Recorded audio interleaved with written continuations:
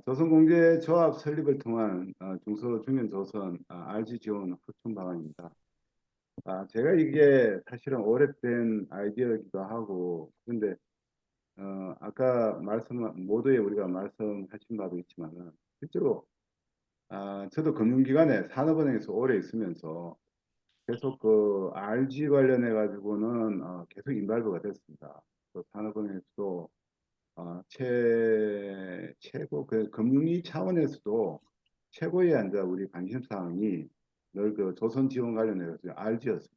RG였고 지난 리만 사태 이후에 계속된 침체기를 보면서 가장 심각한 회의가 늘 금융위에서 RG 한도를 좀 늘려주고 내지는 또 RG 발급에 차질이 없도록 하는 것이 가장 큰 어떤 정책 목표였고 뭐 우리가 그 이 대형 조선소의 그 RG 공급에 차질이 없도록 하려고 늘 고민한 바 있습니다. 그래서 그런데 그 와중에 제일 이제 안타까웠던 부분이 이 중형 중견 조선소 뭐 TPP나 뭐 SLB는 뭐 많았죠. 많은 그런 조선소가 계속 이제 문제가 생겨가지고 부도가 나고 어려움이 되니까 이 우리 금융기관, 특히 이제 정책금융기관조차도 상당히 이제 어려운 그런 상태를 많이 지나왔습니다. 그래서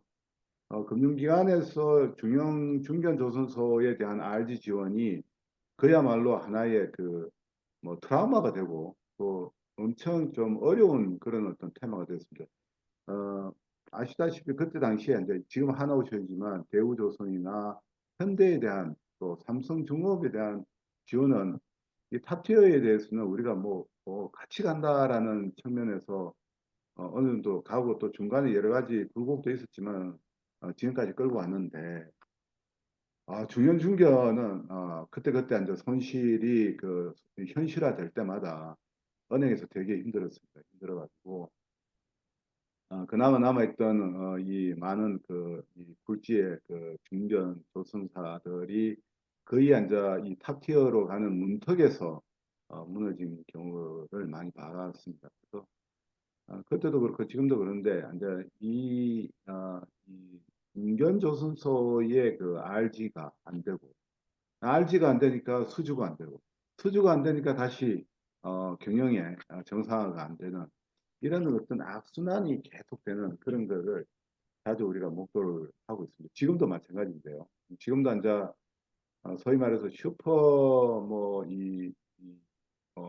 사이클이 왔다고는 하지만은 그래서 또 중견까지 수주가 온다고는 하지만은 이 예전에 그 중견조선소가 한참 이렇게 지원될 때에 그런 어떤 RG 규모까지는 우리가 지원이 안 되고 있는 상황입니다. 그래서 기존의 금융권에서 지원하는 그 RG의 논리는 거의 비슷합니다. 그뭐 어떤 형태가 됐든지. 그래서 그런 내용 전제하에서 뭐 이런 내용을 봤습니다. 그래서 앞부분은 조선 관련해 가지고 지금 현재 상황이나 이런 것들은 뭐 대부분 여기 계신 분들은 다 공유를 하고 있고 여러 차례 뭐 언론이나 나왔기 때문에 그런 부분들은 빨리 진행하고 조선 공제조합에 대해서 뭐 국내 또 해외 사례를 주로 보는 걸로 하겠습니다. 다음으로 가겠습니다. 그래서 오늘 순서는 잠깐 저희 센터 소개하고 조선 산업 현황은 푹 지나가겠습니다. 그리고 이 공제조합의 필요성 이후에 몇 가지 사례를 보면서 진행하도록 다음 센터 소개입니다. 다음입니다. 예. 저희 센터는 2020년 설립됐습니다. 그래서 사원 기간이 지금 현재 많이 이제 9개인데요. 조금 더 늘어날 수도 있고 있습니다. 그래서 지금 코스콤이 저희 부과된 것이 확정이 돼서 아마 원래 이 추가 사원을 들어올 것 같습니다. 그간에 저희가 이제 금융 중심지를 주로 이제 이 육성 전략을 수립하기 때문에 전략 수립 연구가 주된 업무고요. 금융기관이나 해외기관의 유치 홍보, 또 특히 이제 홍보하다 보니까 우리 BBC 방송에도 저희 그 부산 관련해서 이 홍보를 송출을 합니다. 거의 그 예산을 저희가 이제 내서 혹 그 보면은 BBC의 각 도시들 소개해 줄 때 그 같은 포맷으로 저희 부산을 소개하는 그런 것도 저희가 하고 있습니다. 그리고 이제 이 우리 부산 지역에 있는 네트워크 기반을 조성하고 또 여러 가지 이제 우리 그 금융 중심지 관련해서 인프라나 또 인재 육성 관련해서도 관련 사업을 하고 있습니다. 그래서 이 국제적으로 보면 국제금융 도시에 대한 특히 센터 지수를 매기는 그런 조직이 있습니다. 그 GN이라고 있는데요. 부산에 있습니다. 런던에 있습니다. 런던에 있는데 GFCI를 늘 이제 1년에 두 차례 이 발표를 합니다. 그래서 작년에 25위였다가 지금 현재 올해 연초에 3월에 24위까지 발표를 했습니다. 이게 사실은 지난 3월로 돌아가면은 그때 뭐 이 저 탄핵 이후 탄핵이란다 그 계엄 이후라 가지고 좀 떨어질 걸 기대했는데 오히려 좀 올라갔습니다. 그래서 어쨌든 저희가 센터 지수는 지금 역대 최고입니다. 부산은 24위고 서울은 10위입니다. 다음입니다. 다음으로 갈까요? 네. 근데 이제 우리 진흥원 안에 작년에 이제 그 해양금융센터를 만들었어요. 이제 정확하게 이야기하면 해양금융연구센터죠. 그래서 저희 정부 정책의 싱크탱크 역할을 하고 또 이 해양 클러스터 강화 또 사실 해양 클러스터는 연계 상생 이런 지역인데요. 그래서 그런 내용들을 주로 전략으로 삼아서 이 해양금융센터를 글로벌 리딩으로 하겠다라는 생각을 하고 있습니다. 그 밑에 몇 가지 과제들이 있는데 이런 것들을 저희 중점 과제를 하고 있고요. 최근에 북극 항로 요 내용을 넣었습니다. 그래서 우리도 정부와 호흡을 같이 하겠다. 뭐 이런 어떤 의지가 좀 담겨 있다고 봅니다. 조선산업 현황은 뭐 간단하게 보겠습니다. 뭐 이 초호황기가 도래한 건 알고 계시고 거기에 덧붙여가지고 최근 이제 중국의 이 조선 패권을 견제하는 미국의 어떤 정책 때문에 상당한 내용의 그 어떤 이 수주 방향성이 한국 조선소로 오고 있는 것도 약간 좀 느껴지고 있습니다. 그래서 슈퍼사이클인데 이게 중형 선박도 사실은 뭐 세계 시장으로 보면은 중형 선박도 발주량이 많이 늘어나고 있습니다. 그래서 요거는 뭐 한국적인 상황은 달리 세계 시장에서는 중형 선박도 발주량이 계속 늘어나고 있고 특히 이제 컨테이너나 가스선 기준으로는 세계 시장에서의 중형 선박 우리가 아는 중형 선박이 많이 늘어났다 이렇게 아시면 됩니다. 국내는 약간 조금 다르죠. 우리 대형 3사는 뭐 전혀 없는 이런 어떤 미중 간의 해양 패권, 반사이익 이런 것까지 보태져서 우리 그 탑티어 3개사의 수주량은 많이 회복도 됐고 또 수주량도 늘고 있고 또 앞으로도 조금 더 발주가 되지 않을까 그런 기대를 하고 있습니다. 어, 이게 이제 중형의 경우에는 약간 좀 이 결이 다릅니다. 그래서 이 주력 선종, 특히 중형 주력 선종은 어, 뭐 중국에 많이 이제 가격 경쟁력도 뺏기고 기술도 거의 이제 근접해져 있습니다. 그래서 이거 보시면은 가치 사슬 종합 경쟁력이 중국이 오히려 역전됐습니다. 지금 그래서 조선업 가치 사설은 종합 경쟁력은 중국에 간소하게 저희가 뺏겼고요. 산업연구원 자료에 있습니다. 우리 그 중견조선사의 그 주력 선종의 점유율이 하락세에 있습니다. 특히 두 번째 그 벌크선을 보시면은 이 3분기 기준으로 중국이 이제 78%인데 벌크선은 지금 빵 프로입니다. 빵 프로. 저희 이제 이 조선소에 아직 그 우리 중견 조선소가 한 네다섯 군데 있습니다. 그런데 그 조선소의 그 벌크선 관련은 또 특히 벌크선은 저희 전략물자의 중요한 그 이 공급 수송 매체가 되지 않겠습니까? 그래서 그 부분이 상당히 우리 국내 제작이 거의 제로다. 그래서 이거는 상당히 이제 위기 상황이다 이렇게 볼 수 있겠죠. 다음 국내의 그 지금 내용을 보면은 총 수주량이 81척인데 여기 미포를 빼고 나면은 사실 얼마 안 돼요. 미표를 제외하면 미포 조선이 거의 대부분입니다. 그래서 HD 현대중공업의 이 그룹 계열로 봐야 되기 때문에 미포를 빼고 나면은 아주 뭐 전년 대비 오히려 감소세입니다. 그리고 더 중요한 거는 이 조선소의 이 건조 믹스를 보면은 탱크선 외에는 없습니다. 그래서 이런 거로 봐가지고는 우리 중소조선사는 거의 어떤 면에서 보면은 지금 이제 몇 개 조선소가 움직이는 있지만은 그 프로덕트 믹스나 이 포트폴리오를 보면은 상당히 좀 힘들다. 그리고 이미 대형 선사들은 이제 이뭐 상당히 이제 뭐 많이 그 드러나는 게 신용 등급이 이미 올랐어요. 그래서 그런데 아직 좀 더디고 있습니다. 다음. 그래서 국내 저수사는 분명히 이제 위기인데 우리가 이제 이거를 제가 보기에는 이게 산업 구조가 제가 한 번은 금융위 공무원하고 한번 이야기를 해봤는데 아니 뭐 우리가 모든 선종을 어떻게 다 여기 생산할 수 있겠느냐 뭐 이게 우리가 좀 전략적으로 좀 집중과 선택을 해야 되지 않느냐 이런 식으로 완전 이런 톤으로 이야기를 했는데 과연 좀 그럴까 이런 생각이 들어요. 왜냐하면 우리 같이 이제 수입 물량이 많고 또 전략 물자 수입이 많은 데서 물자 수입에 필요한 선박에 우리가 이런 조선 기술을 가지고 있으면서 그 부분은 안 한다. 요거는 조금 약간 어폐가 있다 이런 생각을 합니다. 네 개 선사가 있는데 그러다 보니까 이제 사실은 이 중견 조선소와 관련되어 있는 기자재 업체도 동반 침체가 좀 되고 있습니다. 원래 저도 이제 기자재 업체를 해보면은 기자재 업체가 늘 힘듭니다. 뭐잘 나가 조선업이 잘 돼도 힘들고 못 되면 더 힘들고 그렇습니다.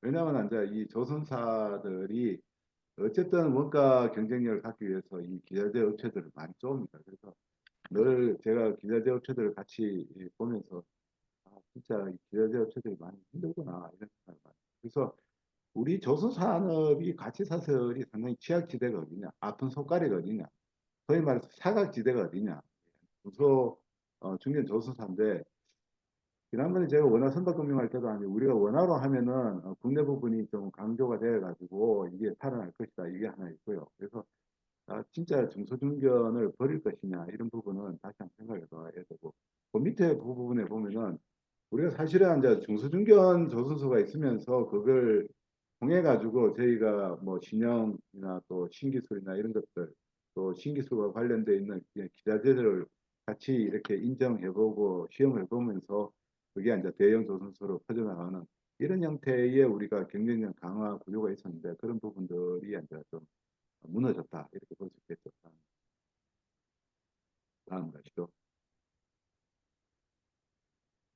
다음부터 갑니다. 예, 고맙습니다. 그래서 지금 그 중견 쪽에서 가장 우리가 RG 공급이 많았던 시대를 보면 한 4조 원까지 했습니다. 지금은 이제 긴급하게 지난 작년에 K조선 우리 수출금융 지원 협약의 단계로 총환자 이 중견에 대해서 1조 원, 그러니까 9개 은행이 나눠서 9개 RG 발급 지원을 급히 하고 1조 원도 하고 그 다음에도 계속 좀 지원을 하고 있는데 아직까지 본격적으로 이 중견이 그 뭐 선형을 노린다든지 그렇게 마케팅하기에는 RG가 되게 부족하다. 제가 지금 이 부산 지역을 중심으로 해가지고 우리가 또 이 국내 그 여러 가지 좀 작은 그러니까 10K 미만의 탱크선들을 이제 좀 지으려고 하다 해도 국내에 그런 더 작은 또 MR보다 작은 탱크선을 짓겠다는 데가 없고 짓겠다는 데가 있어도 은행에서 RG 공급은 한다고 합니다. 그래서 되게 이제 이 RG 발급은 금융권의 RG 발급은 부족한 상황입니다. 그래서 이제 아까 말씀드린 바대로 RG가 안 되니 수주가 안 되고 수주가 안 되니 매출이 안 되고 그러니까 경영 정상화가 안 되겠죠. 이제 이런 구조가 아니 경영이 안 되니 결국 또 금융기관도 결국 그 신용도를 의심하고 또 발급을 안 해줍니다. 그래서 제가 이제 늘 하는 아이디어가 이겁니다. 조금 다른 차원의 공급 캐파가 늘어나야 되지 않느냐. 지금과 같이 금융기관은 아무리 금융기관을 늘린다 하더라도 지금도 보면은 우리가 그 국가전략해양산업 이 특별법이나 뭐 여러 가지 이제 좀 이 기금도 지금 많이 만들어지고 있습니다. 뭐 50조 원이니 20조 원이 뭐 많이 만들고 있는데 소위 말해서 감사를 받는 이 그 기금이나 금융 쪽에서 나오는 거는 똑같습니다. 뭐 우리가 금융기관이 적어서 알지가 안 나오는 건 아니거든요. 금융기관은 충분히 있습니다. 금융기관은 있는데 다른 형태의 금융기관과 좀 다른 형태의 자치적인 그런 어떤 공제조합이 나와야 된다. 그래서 다음에 한번 보시죠. 제가 이 아이디어는 이 설립 방안에서 설명하겠습니다. 이게 국내에 예가 있습니다. 제가 이 예를 한 10년 전에 발견했는데, 아니 우리가 지금 건설 산업 쪽에 보면은 늘 부침이 있습니다. 건설 산업도 되게 부침이 많은 거예요.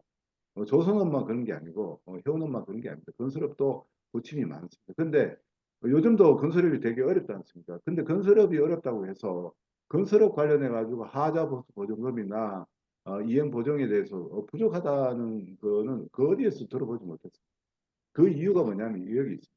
63년도에 그때도 이 조선산업 지원법도 있었어요. 그때에 이제 법이 만들어지면서 건설업 관련해 가지고 관련되는 법에 건설공제조합 설립 근거가 있습니다. 거기서 그때 당시에 이제 이 건설업체들이 건설을 하려면은 입찰이 돼도 하자보수 보증금을 내야 돼요. 10%. 근데 그때는 이제 그야말로 60년대에 돈이 없을 때니까 돈이 없다고 이제 그렇게 업계에서 이야기를 하니까 그러면은 그걸 모아가지고 차라리 공제조합을 한번 만들어 보자. 그렇게 해가지고 어렵사리 사실은 그때 당시에 모여있던 그 하자보수 보증금 10%를 모아가지고 공제조합을 설립을 했습니다. 근데 놀라운 사실은요. 지금 어마어마합니다. 지금 이 건설공제조합의 그 운영 현황을 보면요. 자기 자본금 규모가 6.6조 원입니다. 그리고 지금 현재 이 누적해가지고 있는 보증 규모가요. 1,000조가 넘습니다. 예, 지금 보증 잔액이 170조예요. 170조. 지금 우리 그 탑티어들 그 3개사한테 나가 있는 RG 보증이 우리 지금 이제 수출입은행이나 산업은행 사고 있잖아요. 20조가 안 됩니다. 20조가 안 되고 훨씬 이거보다 한 10조 내외 정도. 아까 이야기한 대로 우리가 중견 조선소에 지금 뭐 힘을 모아서 한 게 지금 한 1조 원 정도. 지금 건설 관련해 가지고 지금 보증 잔액이 지금 최근 년에 173조 원. 그래서 이것 때문에 사실은 신용 등급도 국내 신용 등급이 아니고요. 무디스 신용 등급으로 A2입니다. 그래서 우리나라 건설 공제조합이 아주 성공적인 모습을 보여주고 있고 조합은 또 뭐 만여 개, 13,000개가 넘습니다. 여기 앉아 크고 잘 돼 있다. 이게 국내에 우리가 있고 또 뭐 우리가 잘 알죠. 뭐 이렇게 공제회라는 게 옛날부터 이제 뭐 사적인 모임에서 우리 개라고 보여 있죠. 이제 어려운 그러니까 소위 말해서 제도적으로 잘 안 될 때 그런 어떤 모임들이 자치적으로 하는 건데 사실 건설업이 60년대 그랬다면은 지금 오랜 기간 저희 중견 조선소가 이 금융권의 어떤 지원의 사각지대에 있었다 이렇게 보여집니다. 그래서 그리고 다음 사례 한번 볼까요? 다음은 그래서 이제 그런 공제조합이 이제 성공했는데 뭐 이 자본금하고 이미 지나갔습니다. 이거 이제 아까 이야기했던 지나가고요. 다음 해외 사례를 한번 해외에 있는 사례를 한번 보겠습니다. 다음 이게 이제 그 스페인 사례인데요. 스페인에도 우리 연구원이 이제 이 조사를 한 바를 보면은 그도 중소중견이 상당히 어려웠습니다. 중간에 그 우리 지난번 글로벌 금융위기 때 한번 기금을 마련해가 다 한번 말아 먹기도 했는데 그때 한번 이 페이지 1이 끝나고 그때에 무너진 상태에서 다시 한번 더 만들었습니다. 그래가지고 지금 현재 16개의 형사로 있는데요. 이러면 이제 피마르를 하고 보증기금을 별도로 했는데 성공적으로 했습니다. 지금 다음 한번 가보시죠. 지금 현재의 기금 조성이나 하는 내용들은 페이즈 1 구조선 보증기금이 있고 지금 페이즈 2인데 신회사 보증기금이라고 해가지고 FGN이라고 되어 있습니다. 그래서 여기가 지금 보정이 스페인에 있는 이그 조선소 총 16개 그 회원사가 있는데요. 지금 현재 총 약 누적적으로 한 7조 원을 했는데 이 그 피치라고 영국 그이 신용 등급사죠. 트리플 B 플러스를 받고 있습니다. 그래서 상당히 잘하고 있는데 특징은 뭐냐면은 과거에는 정부가 공동 투자를 했는데 그거를 지역 지방 정부로 좀 바꿨습니다.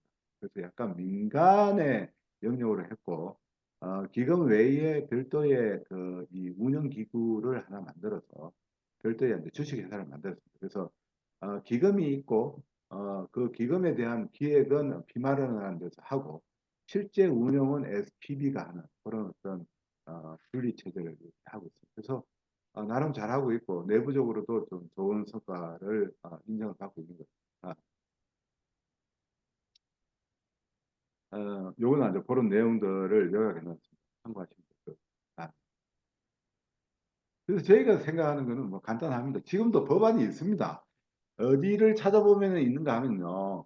지금 현재 산업발전법 제40조에 가면은 공제조합이라는 조항이 있고 거기에 보면은 그 제2호에 조선공제조합 내용이 있습니다. 근데 그 목적에 보면은 이 RG는 아니고요. 그 사고가 생겼을 때의 그 보정을 하는 그런 내용으로 되어 있습니다. 그래서 명백하게 이제 RG라는 내용은 없고요. 그 이행 보정에 대한 것은 내용이 없습니다. 그래서 우선 한다면은 이 법안을 개정하는 방법이 제일 좀 손쉬운 방법이 아니냐 이런 생각하고 요 내용에 대해서는 산자부하고도 소통을 했고 또 내용을 그냥 전달을 했습니다. 그래서 산자부에서도 뭐 개정이라면은 가능하지 않겠느냐 이런 이야기를 피드백을 받고 있고요. 얼마 전에도 제가 전화해서 어떻게 돼갑니까? 뭐 좀 진전이 있습니까? 좀 기다려 보세요. 뭐 이러고 있습니다. 그래서 그런 내용이. 그래서 아니 제일 핵심은 그거 아니겠어요. 제일 핵심은 그러면 출자금을 어떻게 모을 거냐? 자금입니다. 자금인데 저는 이렇게 생각합니다. 지금이 이제 그야말로 마지막이다. 중소중견 조선소뿐만 아니라 우리가 대형 조선소도 지금 이익을 많이 창출하고 있는데 24년 오른쪽에 보시면 24년 주요 조선사의 순이익을 다 모아 보니까요. 3.4조 원입니다.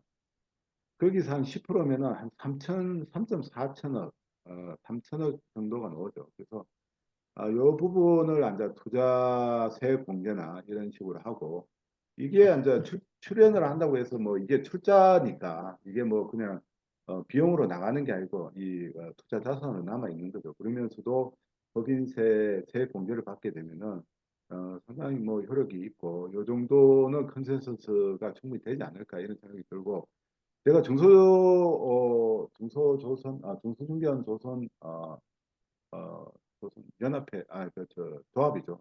뭐 직원들하고 소통을 하고 있습니다. 그래서 과연 그쪽에 스탠스는 어떠냐? 상당히 뭐 나쁘지 않습니다. 나쁘지 않고 공감을 하고 있고. 그래서 요거 있고 또 부산시에도 제가 이 내용을 한번 이야기를 했습니다. 했는데 부산시도 이게 지금 부산시에도 중견 조선소가 있고 또 부산시가 이거를 그냥 모른 척 할 수는 없는 상황이고 부산시의 예산에서도 충분히 좀 출연할 수 있는 여지가 있지 않느냐 이런 를 받았습니다. 그래서 다음 장 한번 보시면은 다음 장 가보시죠. 뭐 그래서 요건 뭐저 간단합니다. 이 한 4천억 정도 하면은 물론 뭐 이걸 1대1로 해야 되는 것도 있지만은 한 2.5배수 정도 초기로 운영을 할 수 있습니다. 여러 가지 이제 그동안에 우리가 보정 사업에 대해서는 그동안의 경험이 있습니다. 그래서 그런 내용이 있다면은 그러면 2.4배 그러면 한 1조 원 되는데요. 우리가 중형 조선의 기본적으로 한 80% 우리가 맥시멈 80%를 보정 선수금 환급 보정을 한다고 치면은 책당 뭐 평균 가격은 한 500억 정도 봅니다. 그러면은 한 18척에서 한 20척 정도 긴급하게 우리가 보정 여력이 생기지 않겠느냐 이런 생각을 하고 있습니다. 그래서 운영 방안은 뭐 특별한 게 없지만은 별도의 우리가 아까 본 스페인처럼 별도의 그 운영 조직을 하나 만든다면은 상당히 좀 효율적으로 되지 않는데 제일 문제는 어쨌든 이 RG 발급을 위한 초기 출연 작업인데 지금 이제 우리 조선의 여러 가지 이 캐파나 지금 현재 실적을 봤을 때 업계에서 한 4천억 정도 만들고 또 지자체에서 좀 한 몇 년 동안 이렇게 몰아준다면은 충분히 우리가 이야기하는 한 4천억 정도는 되지 않을까. 그리고 이게 이제 누적적으로 조금 더 되고 또 특히 지금 현재 해수부에서 여러 가지 움직임이 있지만은 이 국가전략해양산업 특별법이라는 내용의 기금 설립도 있고요. 거기서도 RG 지원 스킴을 잡고 있습니다. 그래서 거기에 덧붙여가지고 그쪽 기금에서도 일부 좀 허락을 해준다면은 정부가 일부 좀 매칭을 해준다면은 아마 업계에서 뭐 2, 3천억만 내놓으면은 4천억 정도는 되지 않을까라는 생각을 하고 있고요. 이 부분을 좀 해서 제가 이제 이야기하는 거는 그렇습니다. 기본적으로 금융권에서 아무리 많은 정책 금융기관을 만들고 아무런 어떤 뭐 배임을 안 하, 문책을 안 한다. 뭐 어떻게 이야기를 해도요. 회계적으로 은행 회계나 금융기관 회계로 보면은 RG를 발급하는 순간 대손 충당금을 엄청 쌓아야 되고요. 또 그 논리가 있습니다. 그래서 금융기관의 어떤 공급 캐파하고 또 이런 어떤 공제조합이 별도로 설립되어서 지원하는 캐파는 다르다. 아까 보신 바대로 우리가 비슷한 시기에 출발했는 건설 공제조합이 아주 성공적으로 정착이 됐고 국내 GDP 비중으로 봤을 때 건설업이 한 20% 내외가 되겠죠. 저희가 한 5%, 조선 뭐 이쪽이야 5%좀 이상, 5% 내외가 되는데 우리도 충분히 그 정도 이 조선이 된다면은 그거는 아까 제가 이야기했던 그 우리 소위 이제 금융권에서 이야기한 우리가 뭐 다 지원해야 되냐, 뭐 우리가 선택과 집중을 해서 조선에서 탑티어만 하면 되지. 근데 우리 보시면 뭐죠? 이 프로덕트 믹스가 그렇게 많지 않습니다. 지금도 우리가 뭐 LNG 이게 좀 많이 들어가 있고 중형 같은 경우는 또 탱크에만 들어가 있습니다. 그래서 우리가 전체적인 공급 사슬이나 또 우리 공급망이나 또 국가 주요 물자 도 수입이나 이런 면에 봤을 때 이게 국가 전략적인 중요 산업의 이 시작점이고 또 주요 기술이라면은 공제 조합을 설립을 통한 RG 캐파를 확보하는 게 중요하다. 그래서 이 공제 조합이 발행하는 RG는 직접적으로 바로 은행이 발급하는 이 RG 형태는 안 될 것이고요. 이 공제조합의 RG에 덧붙여서 정책금융기관, 말하자면 무보나 신보, 뭐 서울보증 뭐 이런 데서 이 보증을 프론팅, 복보증하는 그런 형태가 당분간 돼야 되지 않을까 이런 생각합니다. 이런 형태로 해가지고 좀 강조를 하면은 어, 기왕의 금융권에서 하는 것은 크게 다르지 않다. 아무리 많은 금융기관이 써도 다르지 않을 텐데 조금 지속 가능한 자체의 그 공제조합은 또 다른 어떤 솔루션이고 요거는 이 조선업이 중형 중견 조선업이 금융권과 달리 캐파를 확충할 수 있는 별도의 방안이다라는 측면에서 의의가 있다고 그럽니다. 이상 제가 제 설명 마치겠습니다. 네, 오늘 아주 흥미있는 내용으로 발표를 해주셨는데요. 감사합니다. 그 조선공제조합은 제 기억으로는 뭐 얘기가 그렇게 이전에 나와서 논의됐던 부분은 아닌 것 같아요. 그런데 건설공제조합 사례나 또 해외 사례를 중심으로 해가지고 이런 부분을 이렇게 해결했으면 좋겠다는 아이디어를 내신 건데요.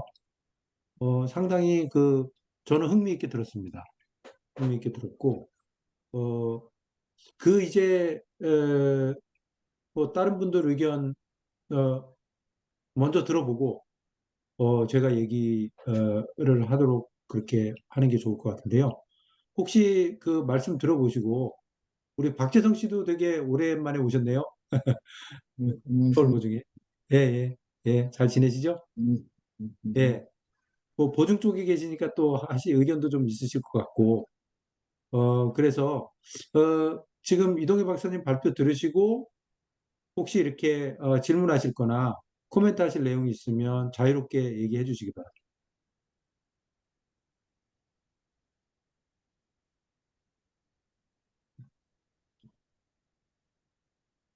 제가 이제 공백기에 조금 그 말씀을 드리고 가면요.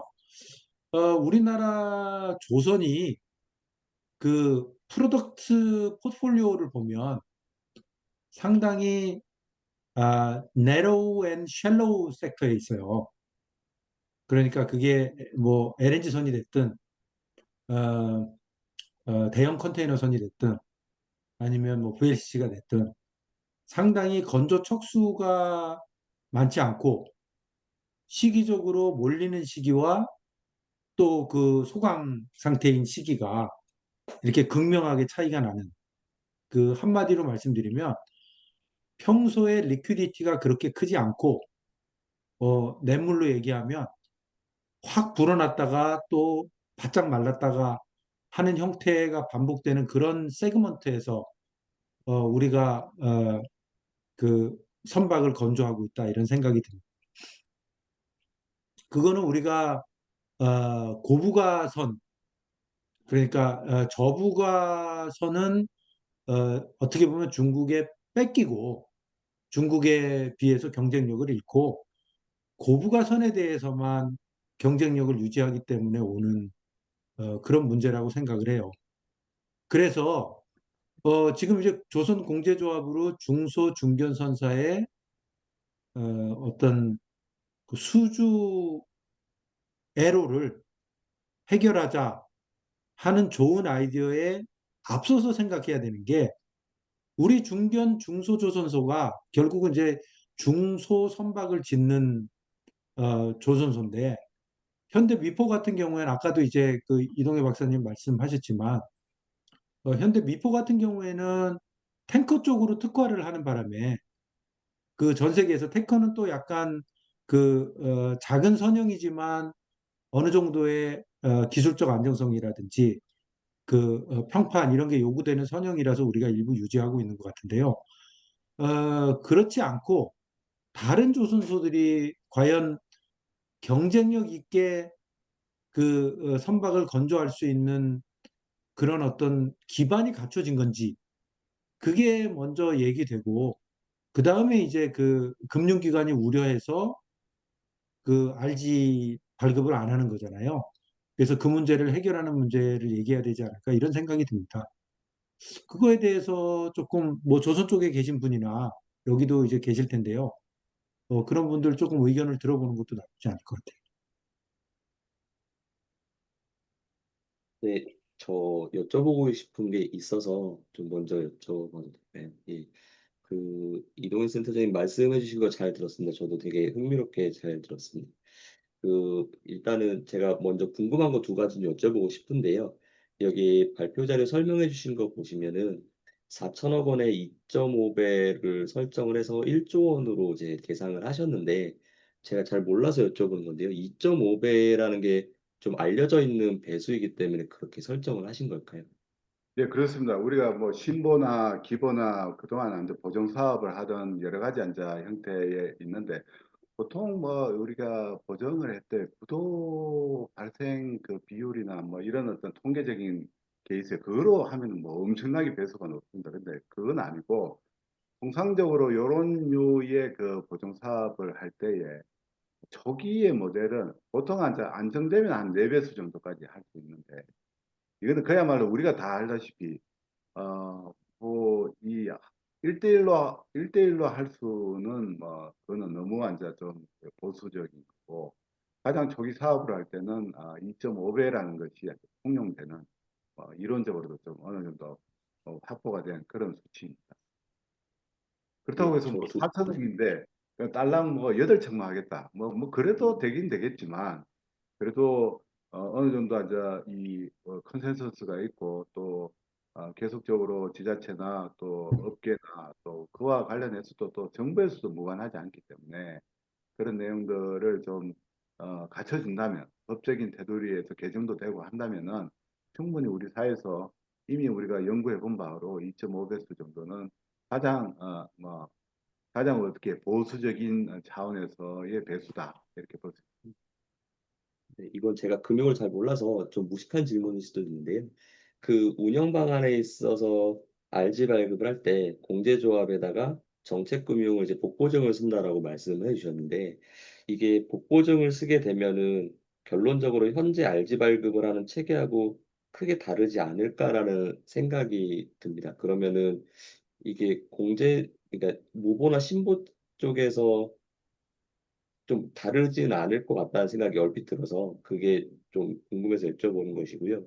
이게 제가 여쭤보는 취지는 예, 예. 이게 아시다시피 또 잘 아시겠지만 그 무보는 수출 선박에 대해서만 되고 또 신보는 많은 제약이 있다라고 제가 좀 들은 게 있어서 제가 관심 있는 거는 내항화물 운송 사업자들이 친환경 선박을 이제 도입을 해서 어떤 사업을 하는 데 있어서 이게 말씀해 주신 것처럼 RG 자체가 안 되니 발주가 안 되고 발주가 안 되니 내가 원할 때 배를 취득하지 못하고 이런 좀 악순환이 계속 생기는 문제가 있어서 좀 그 부분이 고민돼서 여쭤봤던 거고요. 배경을 좀 말씀을 드리면 이제 저는 그 친환경 선박법에 따라서 기본 계획을 수립하는 거를 좀 하고 있는데 이게 저희가 그 중국을 조사를 해보니까 중국도 여러 가지 정책을 펴니다. 그중에서 제가 좀 특이하게 봤던 거는 글로벌 녹색 수리 센터를 구축하겠다라는 전략이 있습니다. 그거를 보면은 이제 결국은 우리나라도 중소조선이 신조하는 것도 신조하는 거지만 어떻게 보면은 유지보수하고 수리하는 것도 좀 너무 중국이나 이제 싱가포르로 많이 가니 그거를 좀 확보를 우리나라에서 하면은 좀 일감 확보나 일자리 창출에도 기여할 수 있을 것 같다는 생각이 들어서 그 관점에서 좀 생각을 해봤습니다. 네, 이상입니다.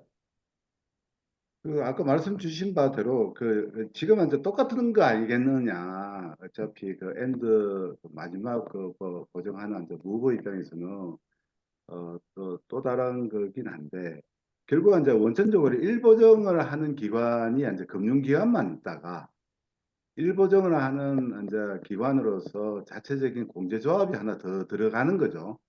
그런데 이제 기존에 일보정을 하는 금융기관들은 금융 논리로만 계속 이제 이야기를 하니까 너희들 신용 등급이 있냐, 너 재무제표 보자.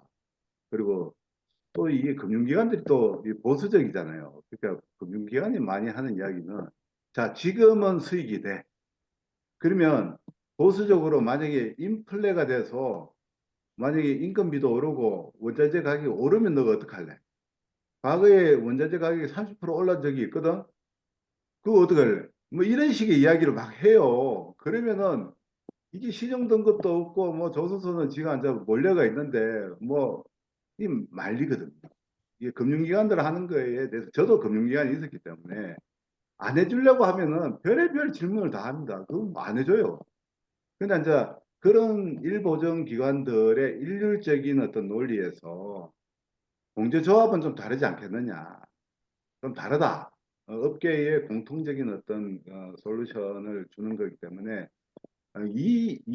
이제 무보라는 이제 엔드 프론팅하는 마지막에 이 기관의 입장에서는 요놈 좀 이상한데라고 할 수도 있어요. 요거는 뭐 예를 들어서 뭐 부산은행이든 뭐 신한은행이든 여기는 뭐 이미 아는 데지만 근데 이제 이게 이제 이런 면에서 봤을 때 우리가 처음에 초기에 정책적인 어떤 배려가 필요한 영역이다 그런 생각은 맞습니다. 맞고 제가 보니까 이제 이게 이 국내 소위 이제 내항선 수출선이 아니더라도 되게 이제 우리가 이 이행 보정이나 이렇게 해야 될 영역들은 뭐 자잘하게 많습니다.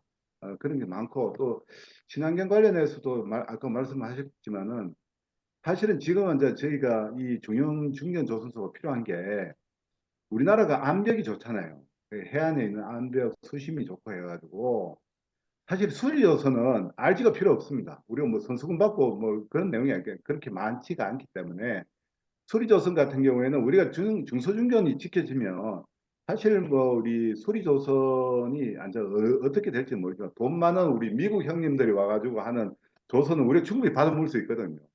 돈 없는 우리 국내에 뭐 아니면 뭐 중국이나 일본 배를 갖다가 우리가 하겠다는 건 아니고 만약에 미국 형님들이 와가지고 돈 많은데 와가지고 한다 그러면은 미국 수리하는 것보다 우리가 훨씬 싸죠.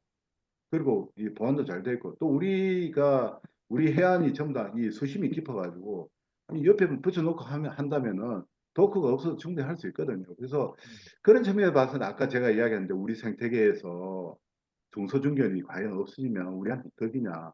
아니 우리가 생산만 했지. 우리 자체에서 수리할 데가 없다. 그것도 큰 문제 아니겠습니까? 우리가 아무리 좋은 조선을 한다 하더라도 그래서 이 부분이 사회적인 합의에서 우리가 좀 만들어만 낸다면은 중요한 탈출구가 하나 생길 수 있다. 그리고 이 중소중견을 계속 붙들 수 있는 또 수리조선으로 연결 수 있는 그런 하나의 어떤 솔루션, 신랄 같은 어떤 탈출도 가능 생길 것 같아요. 예, 제가 좀 말씀드려도 될까요? 예, 말씀해 주십시오. 예. 네, 예, 말씀해 주시죠. 예, 예, 예.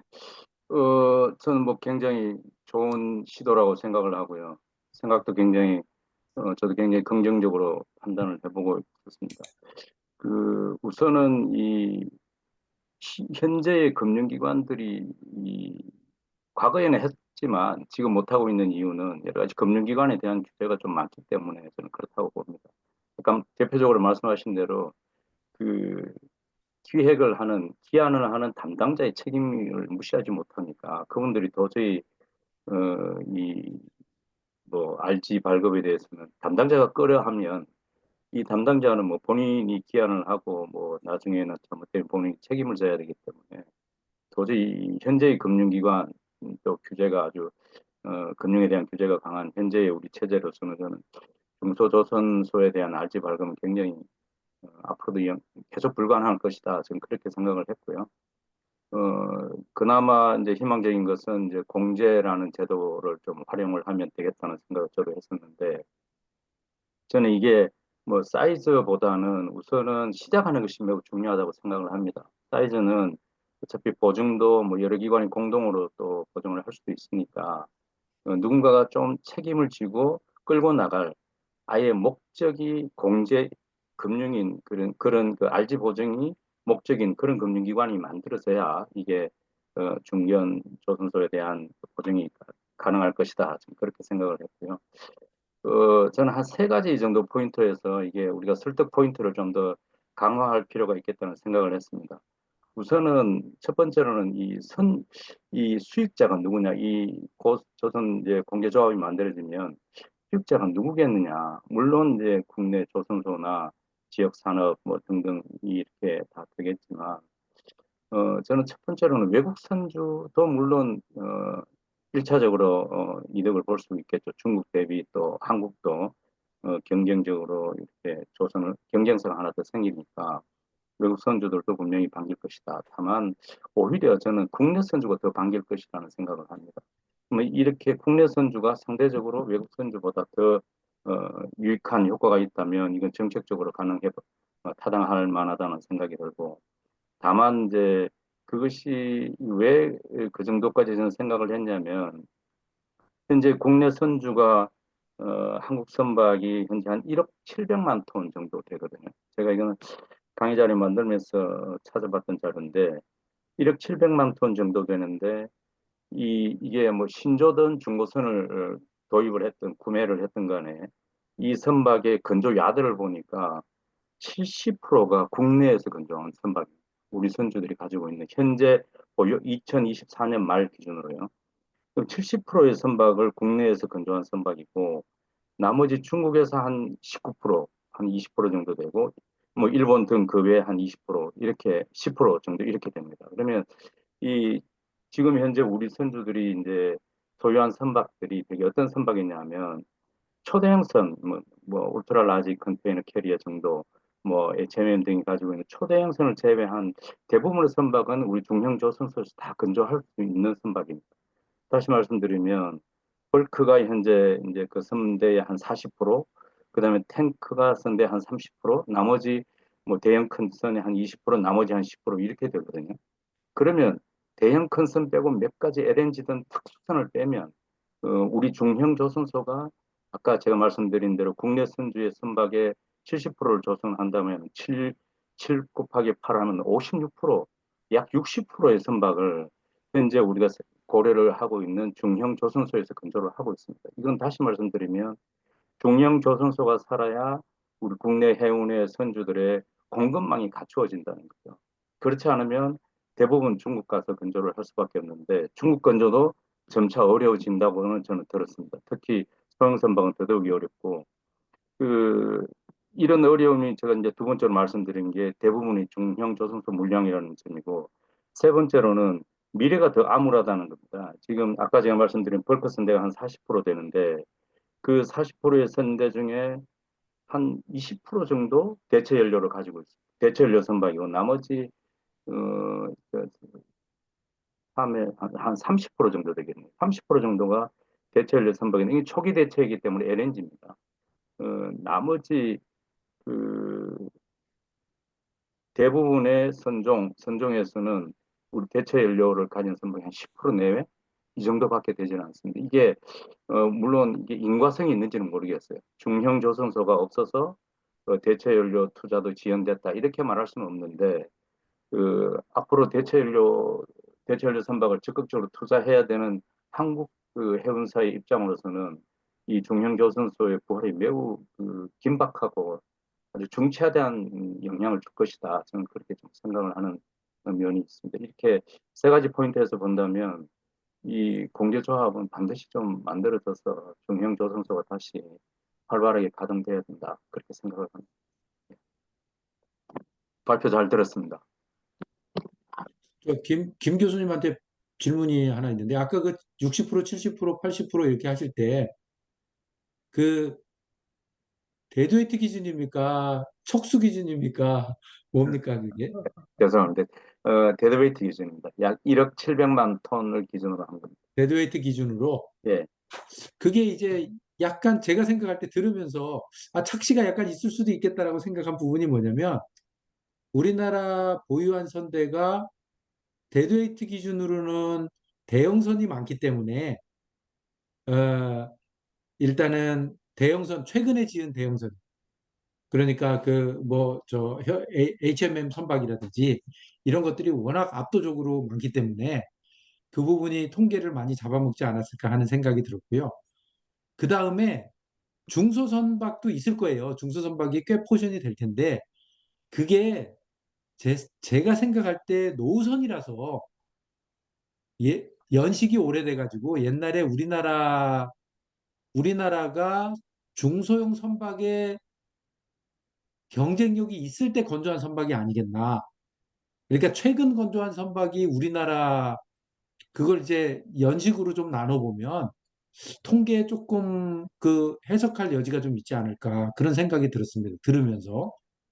그래서 그거는 우리가 단순하게 퍼센티지로 그렇게 해가지고 만약에 60% 70%를 우리가 건조할 수 있다라고 보는 거는 지금 우리나라가 그 중소형 벌크선에 대해 가지고 그 경쟁력을 잃은 이후에 이제 우리나라에서 짓지 않는다라고 하는 게 알지 문제도 있고 코스트 문제도 있잖아요. 우리나라 그 조선소에서 우리나라 선주들이 배를 발주할 때 중국 가서 건조한다.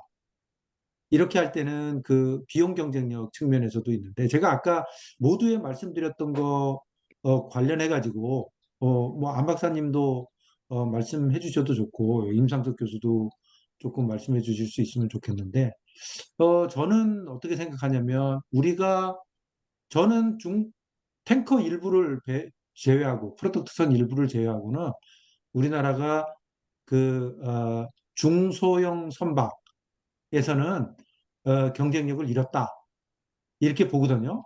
그런 상태에서 지금 변화가 있는 게 뭐냐면 세 가지입니다. 잘 아시다시피 친환경, 아까 안 박사님 말씀하신 친환경, 그 다음에 디지털 트랜스포메이션, 그러니까 디지털 전환의 선박의 디지털 전환, 그 다음에 방산이거든요. 그 세 개 때문에 일각에서는 이 조선이라는 굴뚝산업이 아까 발표에 들어있었던 첨단 전략산업으로 제정이 되는 거다, 이거는. 그래서 아까 첨단 전략산업에 대한 기금 이런 것도 뭐 제정이 되면 활용할 수 있는 거 아니야 이렇게 얘기하는데, 과연 친환경, DX, 그 다음에 방산이라는 게 우리나라 중소조선소의 경쟁력을 다시 끌어올려서 우리 중소조선소가 먹고 살 수 있는 게 되고, 그 먹고 살 수 있는 상태에서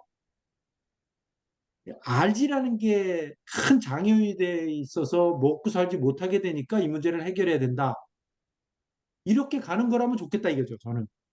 근데 그 앞단에 해당하는 부분에 대해서는 과연 어떻게 생각해야 되는가? 이 부분이 이제 제 머릿속에 해결되지 않은 부분으로 남아있는 겁니다. 네, 제가 잘은 모르지만 제가 요즘에 느끼는 거 위주로 좀 예, 말씀을 올리도록 하겠습니다. 일단은 저는 윤희선 교수님 말씀하신 거에 공감을 하고요. 제가 공감을 하는 이유는 6월 초죠. 이번 달 초에 그 노르시핑 박람회를 좀 기회가 있어서 갔다 왔습니다. 그때 가서 좀 제가 굉장히 좀 신선하게 느꼈던 것은요.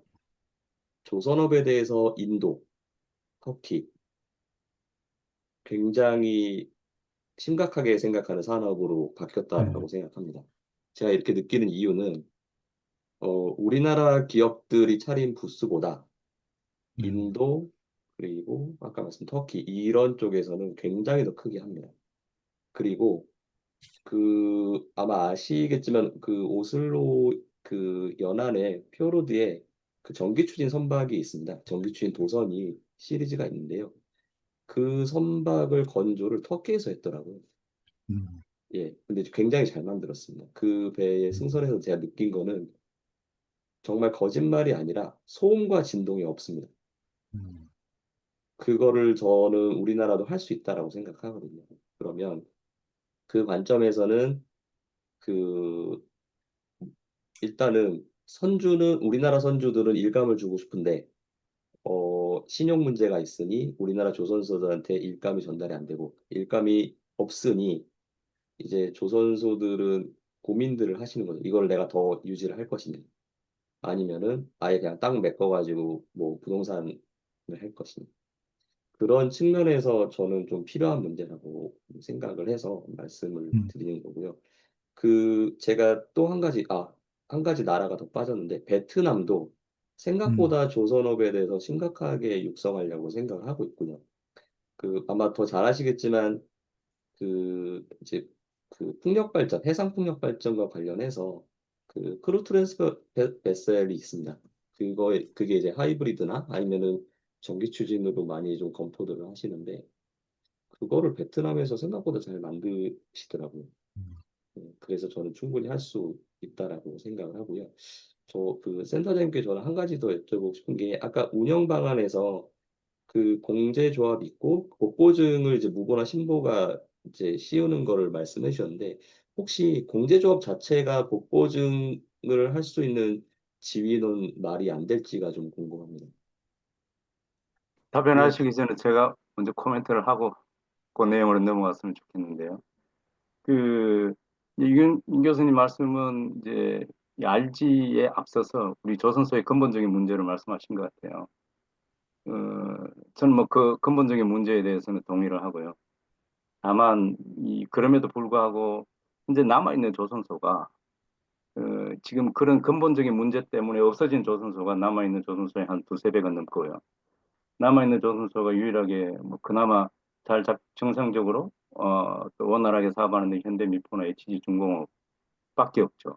나머지 K조선, 뭐, 대한조선, 대선조선, 이렇게 남아있는데, 이 세 개밖에 없습니다. 지금 RG를 못 끊어서 하고 싶은 수주를 제대로 못하는 그런 하고자 하는데 안 되는데 지금 RG가 안 되니까 그 부분을 조선공제조합을 통해서 RG를 하자. 저는 그렇게 이해를 했거든요. 음, 그러니까 이 RG를 통해서 조선업의 기술이 막 향상이 되거나 또 근로 단가가 떨어지거나 뭐 이런 새로운 기술적 혁신을 통해서 경쟁력을 가져가는 것은 그건 좀 별개의 문제로 저는 생각을 했습니다. 그래서 제가 말씀을 드린 거고, 그럼에도 불구하고 이 나머지 세계 조선소는 없으시면 진짜로 이제 우리 국내 이제 해운사들이 건조할 곳이 있기 때문에 저는 뭐 물론 중국이나 다른 나라 가서 건조를 하면 되겠지만 국내에 그런 조선소가 있는 것과 없는 것은 또 해운사 입장에서도 상당히 다르기 때문에 제가 듣기로는 선주들이 아직도 중국 선박보다는 한국 선박보다는 일본 선박이 낫다고 하거든요. 특히 최근에 뭐 신조가 거의 안 되는 상황은 뭐 해운의 문제이기도 하고요. 그래서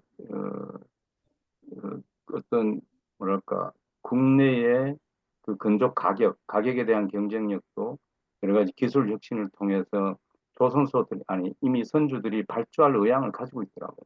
그러니까 어느 정도 약간의 그 줄일 건조 단가를 내릴 수 있는 해법을 가지고 있다면 그런 해법을 통해서 국내 건조가 가능하다 뭐 이렇게까지 지금 연구가 되고 있는 걸 봐서 어, 이 적어도 현재 우리가 코멘트하고 있는 이런 중형 조선소는 계속 좀 어, 국내에서 남아서 계속 영업을 하기를 바라는 그런 차원에서 지금 아주 이거는 뭐랄까 긴박하게 정말 시급한 것이 아닌가 저는 그런 관점에서 생각을 했고요. 아까 그 데드웨이트 기준은 맞는데요. 어, 제가 모두 이야기한 대로 그 통계는 현재 가지고 있는 선대가 1살서부터 20살, 뭐 30살까지 다 있습니다. 그러니까 상대적으로 과거에 지어진 배가 훨씬 많을 수도 있죠. 하지만 그것이 이 연도별로 바뀌더라도 큰 차이는 없더라. 그렇게 좀 확인을 한 바가 있습니다. 제가 우리 저기 안 부장님 뭐 질문에 대해서 제가 답을 뭐 간단하게 하면은 사실은 이제 1보정자가 2보정을 해주면 복보정을 해주면 아니에요. 그건 뭐 그거 할 수는 있는데 문제는 이제 이 보증서를 요청하는 데는 그 보증서의 요청자는 대주단입니다. 은행들입니다. 그래서 은행들이 요구하는 신용 기준을 맞춰야 되기 때문에 그 기준이 낮다면 뭐 일보증이 해도 되죠. 그런데 이제 아시다시피 이 차관단에서 뭐 외국계나 국내 하면 대부분 이제 어려우면은 산업은행 보증 들고 와라. 뭐 옛날에 이제 IMF 때는 뭐 됐고 누가 하든지 우리는 산업은행만 하겠다 뭐 이런 적이 있었고요. 마찬가지로 이제 이런 국내의 좀 중형 선사에 대해서 할 때는 아니 우리가 봤을 때 뭐 신앙이면 충분하지 뭐 그런데도 자꾸 앉아 이 법보정을 요구하는데 국가기관이 해줬으면 좋겠다. 그게 이제 은행들이 요구하는 거고 아까 우리 김 교수님 김호호 교수님 말씀하신 것 중에 뭐 아주 중요한 말씀하셨는데 중년 조선소들이 지금의 수요에서는 좀 어려운데 우리 잘 아시다시피 우리가 국내에 많은 중형, 중견, 이 선형의 수요가 대기하고 있지 않습니까? 지금 뭐 웨이트앤시 전략으로 뭐 친환경 선대 전환을 좀 이루고 있는 중인데 만약에 어떻게든 우리가 중형, 중견 조선소에 대한 전략이나 정책을 분명하게 하고 또 앞으로 그런 부분에 대해서 텍스 리스라든지 보조금 지급이라든지 뭐 여러 가지 형태로 분명하게 한다면은 줄을 쭉 설 거예요. 그러면 말하자면 이제 우리가 한 척, 두 척 짓는 거하고 시리즈로 10척 플러스 10척 하는 거하고 또 이런 거는 조선소 입장에서는 완전히 게임이 다른 거거든요. 그래서 지금 우리가 그런 형태의 국내의 수요가 어마어마하게 있음에도 불구하고 또 전령의 교체나 선대의 전환, 또 친환경 디지털 전환 모든 것들이 있음에도 불구하고 우리의 지식이나 지성이 이런 걸 바탕 안 해줘가지고 만약에 그것들이 중국이라고 한다든지 아니면 아까 말한 대로 뭐 인도나 베트남을 찾아간다든지 이런 사태가 오는 거는 진짜 우리가 막아야 되지 않나 그런 생각을 좀 합니다. 음. 예, 감사합니다. 지금 시간이 이제 9시 20분이 다 돼가고 있는데요. 원래 1시간 정도 예상으로 진행을 하는데 오늘 얘기가 굉장히 재밌고 그 발표 내용도 굉장히 신선하고 또 아이디어가 좋고 그 다음에 오늘 안 박사님, 김 교수님 그리고 전부 이렇게 토론에도 활발하게 참여해 주셔가지고 저도 많이 배우고, 그다음에 좀 이게 여기 같이 참여하신 분들, 참여하신 분들이 끝까지 자리를 다 지키고 계세요. 늦은 시간인데도. 그래서 굉장히 서로한테 도움이 되는 아주 의미 있는 시간이었다고 생각을 합니다. 그래서 저희가 오늘 이제 발표와 토론은 이거로 마무리하고, 저희가 7월, 8월 여름방학 기간 동안에는 조금 건너가고요.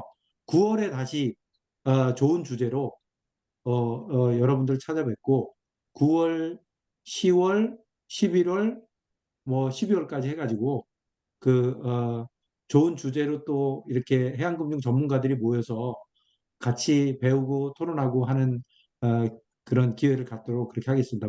앞으로도 많은 참여 부탁드리고요. 오늘 어, 행사는 여기서 마치도록 하겠습니다. 수고하셨습니다. 감사합니다. 네, 네, 수고하셨습니다. 감사합니다. 수고하셨습니다.